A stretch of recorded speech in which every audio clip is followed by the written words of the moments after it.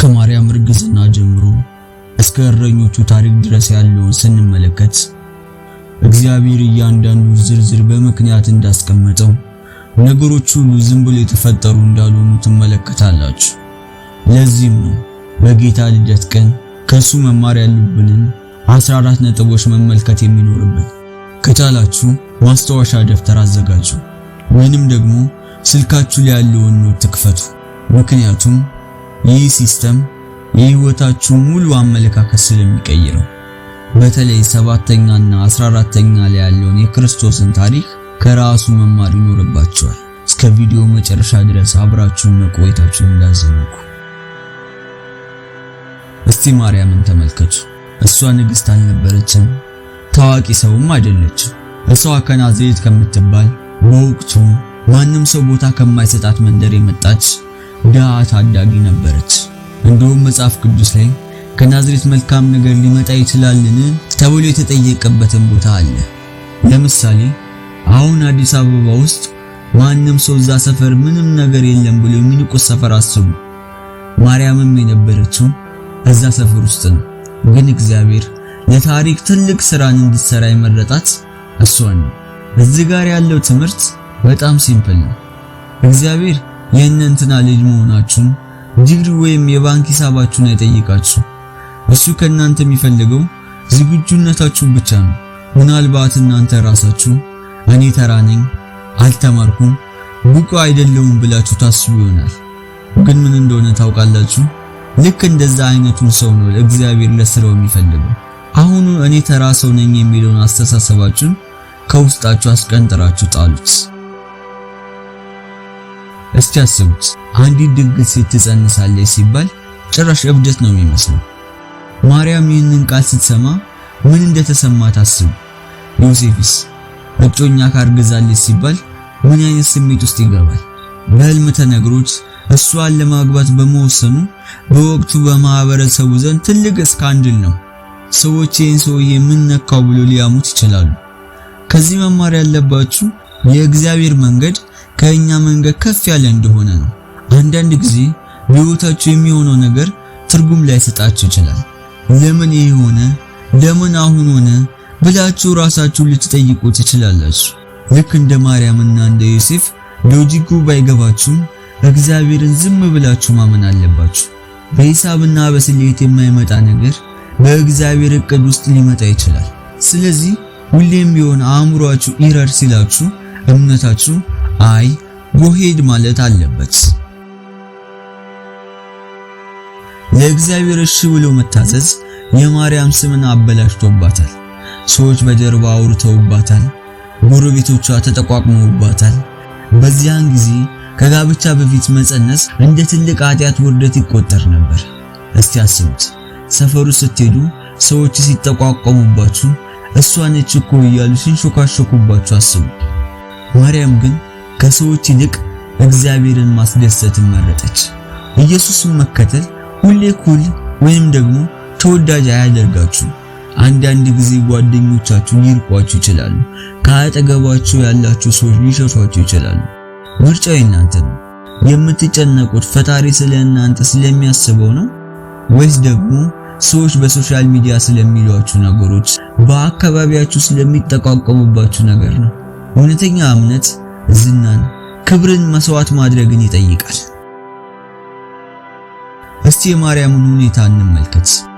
9 ወር እርጉዝ ሆና ሆዷ ገፍቶ በዚያ ላይ በአህያ 90 ማይል ወደ 145 ኪሎ ሜትር መጓዝ አራስቡት። ከአዲስ አበባ እስከ ደብረ ብርሃን በእግር ወይንም ደግሞ በአህያ እንደመሄድ ነው። ያውም መንግስት ቆጠራ ስለመጣ ታይሚንጉ ከዚህ የበለጠ መጥፎ ሊሆን አይችልም ነበር። ማርያም ጌታዊ እርጉዝ እኮ ነኝ ቆጠራው ቢዘገይ ብትል ትችል ነበር። ግን ያ ጉዞ የግድ መሆን ነበረበት።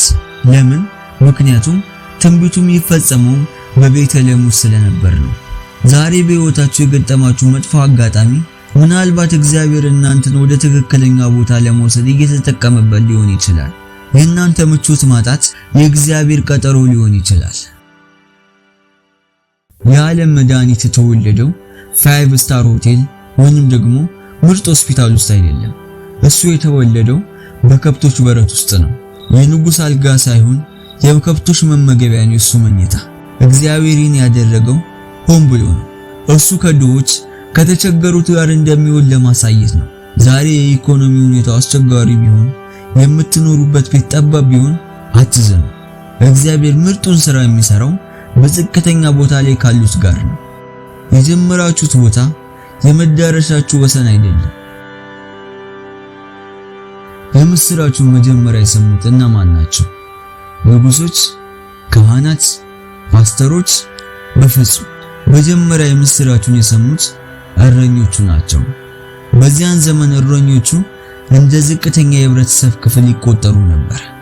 ሃይማኖት መሪዎች በመጽሐፍ ተወጥረው በኩራት ተሞልተው ነገሩን ሳያውቁ ቀሩ።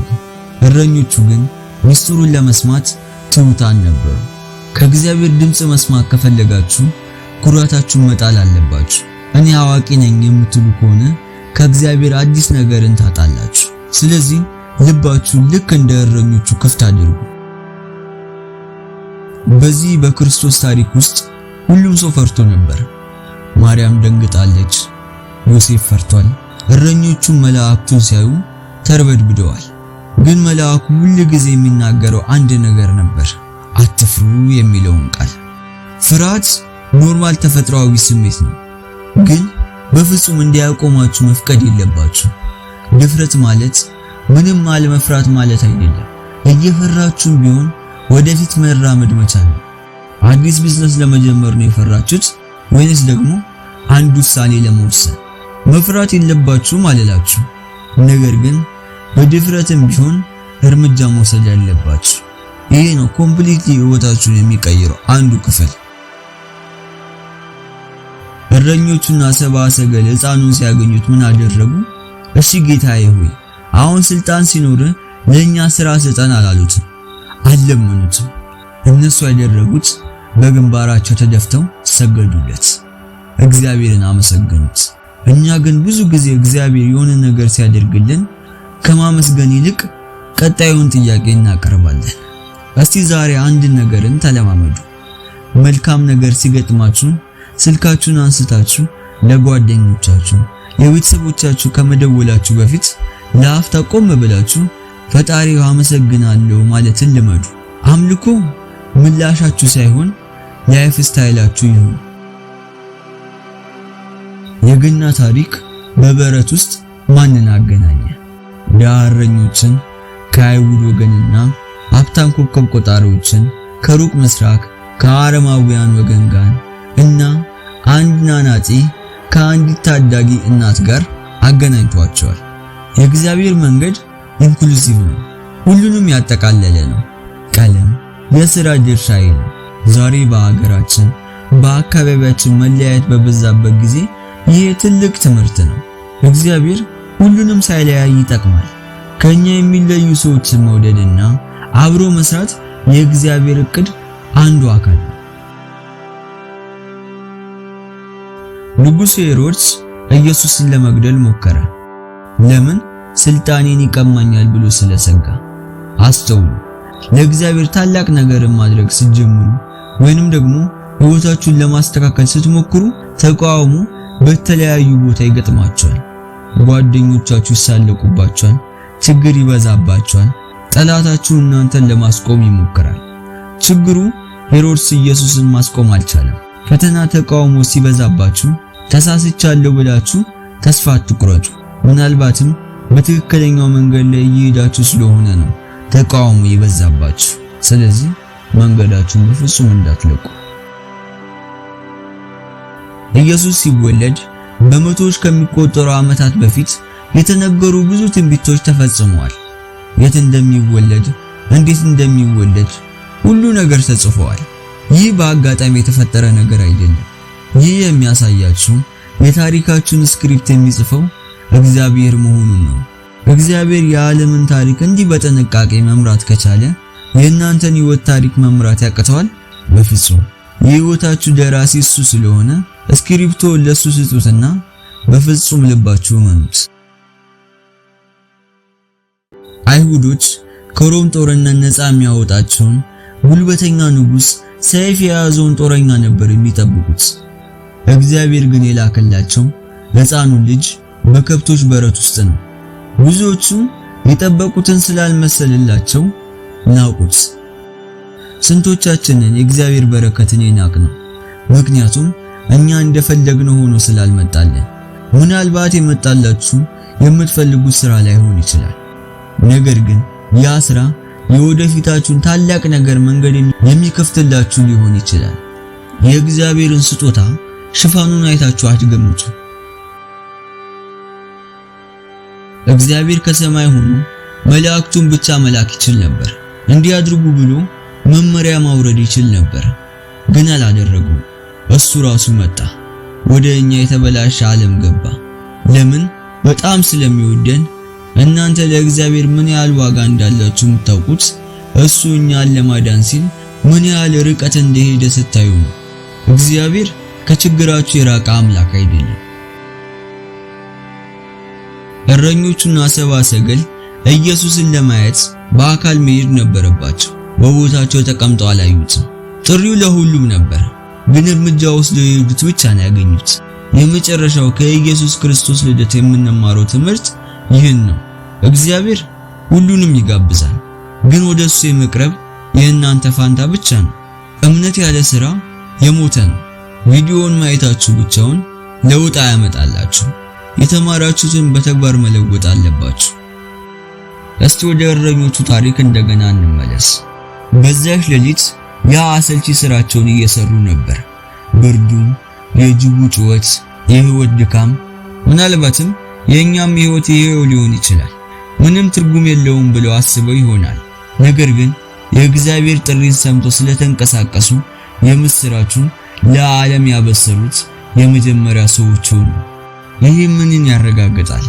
ማንነታችሁ፣ ስራችሁ፣ ያላችሁበት ሁኔታ ምንም ይሁን ምን እነዚህ ትምህርቶችን ትህትናን፣ ታዛዥነትና እርምጃ መውሰድን በህይወታችሁ ላይ ከተገበራችሁ እግዚአብሔር የእናንተን ታሪክ በአንዲት ቅጽበት ሊቀይረው ይችላል። ታሪክ ሰሪ ለመሆን የግድ ታዋቂ መሆን አይጠበቅባችሁ።